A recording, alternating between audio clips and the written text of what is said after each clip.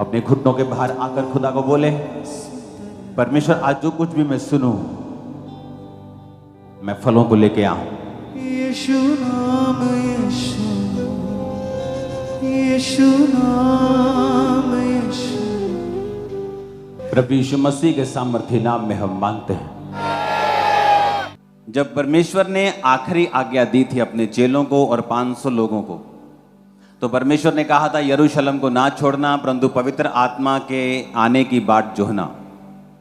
और वचन कहता है कि पेंटिकोस के दिन जब पवित्र आत्मा उतरा तो वो सब गैर भाषा से भर गए और सब पवित्र आत्मा से भर गए और सब अभिषेक से भर गए।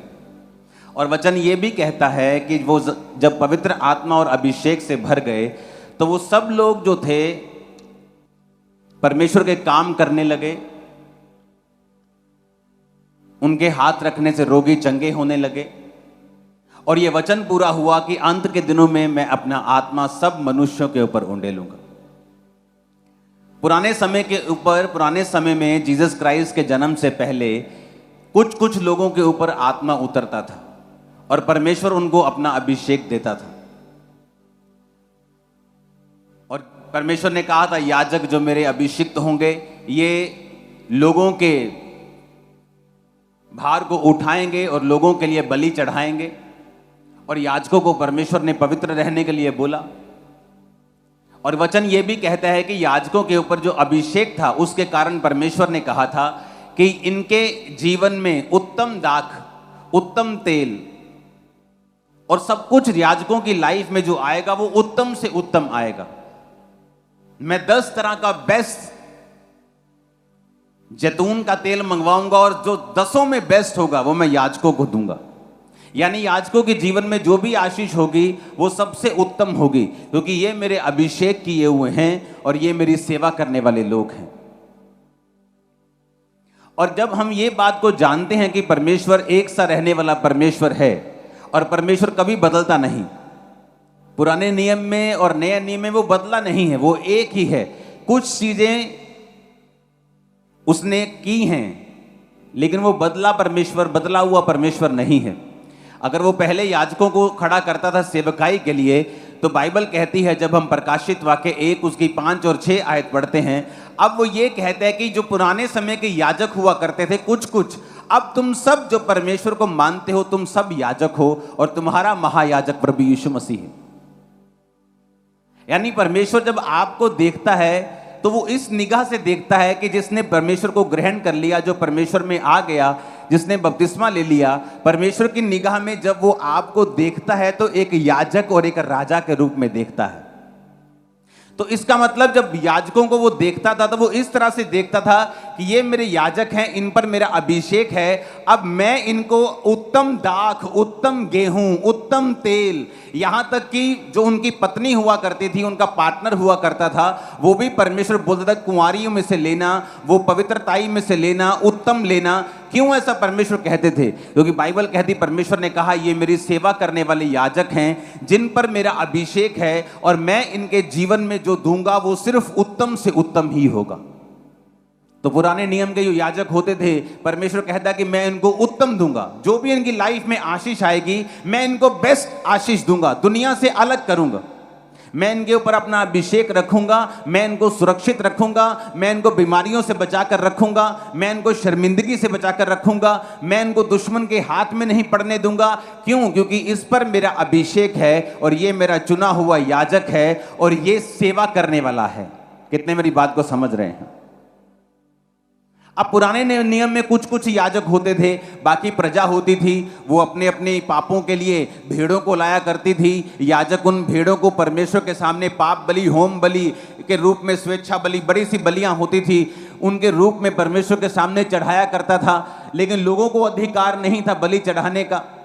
लेकिन परमेश्वर ने कहा कि जब प्रभु यीशु मसीह आ जाएंगे तो अनुग्रह आ जाएगा, ऐसा अनुग्रह आ जाएगा जो कभी कुछ लोगों पे होता था, अब वो सब पे आ जाएगा। और जो कोई परमेश्वर को ग्रहण करेगा, यहोवा पिता के सामने वो याजक ठहराया जाएगा और राजा ठहराया जाएगा। यानी उसकी लाइफ में अब जो कोई आशीष आएगी वो उत्तम से उत्तम आएगी। तुम बेस्ट आशीषों के हकदार होंगे, तुम्हारी लाइफ में हर एक चीज बेस्ट होगी। ऐसा परमेश्वर देखता है आप विश्वासियों को जब वो आपकी ओर देखता है जिसने बपतिस्मा लिया हुआ है, जो याजक है और जो परमेश्वर यीशु मसीह को अपना उद्धारकर्ता मानता है। समझ आ गई इतनी बात के नहीं? मैं आगे चलूं, ये बेस बना रहा हूं। यानी आप सोचते हैं कि जब परमेश्वर आपको देखता है तो वो क्या सोचता है। मैं आपको बता रहा हूं कि जब परमेश्वर आपको देखता है तो वो ये सोचता है कि ये मेरा याजक है और इसका मेरा अभिषेक इसके ऊपर है, तो मैं इसको इसकी लाइफ में बेस्ट दूंगा। ये परमेश्वर सोचता है आप सबके विषय में। लेकिन अब कुछ पॉइंट हम देखेंगे कि क्या हम सचमुच याजक हैं। याजकों को कुछ काम दिए गए थे परमेश्वर के द्वारा। याजक के ऊपर अगर अभिषेक ज्यादा था और अलग था, उनकी आशीष अलग थी, तो परमेश्वर की इंस्ट्रक्शंस याजकों के लिए अलग थी। जो आम विश्वासी कर सकते थे वो याजक नहीं कर सकते थे। जो याजक कर सकता था वो महायाजक नहीं कर सकता था। अब हम उन विषयों पे बात करेंगे जो परमेश्वर ने याजकों को कहे थे कि अगर तुम याजक हो और मेरे पवित्र किए गए हो तो तुम्हारे जीवन में तुम्हें कुछ इंस्ट्रक्शंस खास हैं जो माननी पड़ेंगी, क्योंकि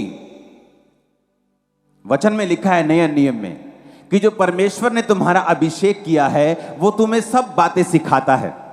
यानी तुम्हें घर कैसे चलाना है, तुम्हें बिजनेस कैसे चलाना है, सेवकाई कैसे चलानी है, यानी तुम अपने जीवन में कैसे चलना है, अपनी सेहत का ध्यान कैसे रखना है।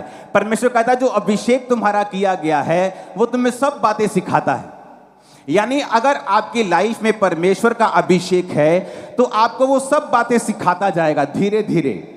आपको सब बातों से पंजाबी कहते जानू करवाता जाएगा, तो आपको सिखाता जाएगा ताकि आप अपनी लाइफ में जो कुछ भी करते हैं, आप जॉब करते हैं या बिजनेस करते हैं, आपकी लाइफ में जो कुछ भी आपकी सेकंड कॉलिंग है। पहली कॉलिंग हम सबकी है प्रचार करना, सेकंड कॉलिंग है किसी की डॉक्टर, किसी की इंजीनियर, किसी का बिजनेस, किसी की जॉब, किसी का सेवकाई में काम करना। ये हर एक बंदे की अलग अलग कॉलिंग है और उसकी ब्लेसिंग उसी कॉलिंग में है। अगर वो उसी बुलाहट में बना रहेगा तो ब्लेसिंग तभी उसके पास रहेगी। तो परमेश्वर ने सबको अभिषेक दिया। परमेश्वर ने कहा ये अभिषेक जो तुम्हारे ऊपर होगा ये सब बातें तुम्हें सिखाएगा। अब हमें यह बात मालूम हो गई कि जब परमेश्वर मेरी ओर देखता है तो वो क्या सोचता है। आप एक कंपनी में गए हैं, आपका बॉस जब आपके पास से निकलता है और आपके गले में आई कार्ड होता है उस कंपनी का, तो आपका बॉस सोचता है कि ये मेरी कंपनी में काम करने वाला मेरा एक भाई है। तो वो आई कार्ड उसको ये दिखाता है कि ये उसी कंपनी का है जिस कंपनी में मैं हूं। उसी तरह से जब परमेश्वर आपको देखता है तो वो इस तरह से देखता है कि ये मेरा बेटा है, मेरी बेटी है, ये याजक है और मैं इसको उत्तम दूंगा। तो ये परमेश्वर की निगाह है, ये सोच है, उसका दिल है जब वो आपको देखता है। अब हम चलेंगे कि परमेश्वर क्या सोचता था पुराने नियम में।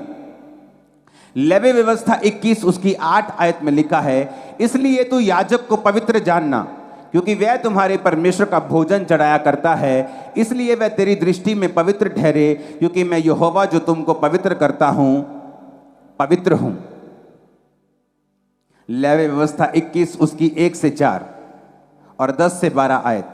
फिर यहोवा ने मूसा से कहा, हारून के पुत्र जो याजक हैं उनसे कह दे कि तुम्हारे लोगों में से कोई भी मरे तो उनके कारण तुम में से कोई अपने आप को अशुद्ध ना करे। अपने निकट कुटुंबियों अर्थात माता पिता, बेटी, भाई, अपनी कुंवारी बहन जिसका विवाह ना हुआ हो, जिनका निकट का संबंध है, वो अपने आप को अशुद्ध कर सकता है। पर याजक होने के नाते वह अपने लोगों का प्रधान है, इसलिए वह अपने आप को ऐसा अशुद्ध ना करे कि वह अपवित्र हो जाए। इफिसियों 2 उसकी 1। उसने तुम्हें भी जिलाया जो अपने अपराधों और पापों के कारण मरे हुए थे। अब परमेश्वर क्या कहता है याजकों को, उसने प्रजा को नहीं कहा। याजकों को पता क्या कहता है, कहता अगर तुम्हारा कोई रिश्तेदार मर जाए, तुम्हारा मामा मर जाए, भुआ मर जाए, फूफी मर जाए, फुफ्फड़ मर जाए, मासी मर जाए, अपने निकट संबंधी मर जाए तो तुम वहां जाकर अपने आप को अशुद्ध नहीं करोगे, उसकी लोथ को नहीं छुओगे, वहां पर अपनी प्रेजेंस नहीं रखोगे। हाँ, अगर तुम्हारी कुंवारी बहन, तुम्हारा भाई, तुम्हारा बाप, तुम्हारी मां मर जाए तो वहां तुम जा सकते हो। यानी एक स्टैंडर्ड था याजक के लिए कि वो यहां जा सकता है और यहां नहीं जा सकता। उसी तरह से परमेश्वर ने नए नियम में लिखा है अविश्वासियों का विश्वासियों के साथ क्या मेलजोल, भेड़ का भेड़िए के साथ क्या नाता। लेकिन आज क्यों परमेश्वर उनको ऐसा कहता था? परमेश्वर कहता तुम्हारे ऊपर अभिषेक है। जब तुम्हारे ऊपर अभिषेक है तो तुम ऐसा नहीं कर सकते जैसा आम लोग कर रहे हैं, नहीं तो ये अभिषेक जो तुम्हारे ऊपर है ये अशुद्ध हो जाएगा। सबोपदेशक 10:1 में लिखा है मरी हुई मक्खियों के कारण गंधी का तेल सड़ने और बसाने लगता है और थोड़ी सी मूर्खता बुद्धि और प्रतिष्ठा को घटा देती है। परमेश्वर ने क्या कहा कि थोड़ी सी मूर्खता के कारण, मरी हुई मक्खियों के कारण गंधी का तेल, एक सुंदर, एक अभिषिक्त, एक सुगंधित तेल भी सड़ने लगता है और बसाने लगता है।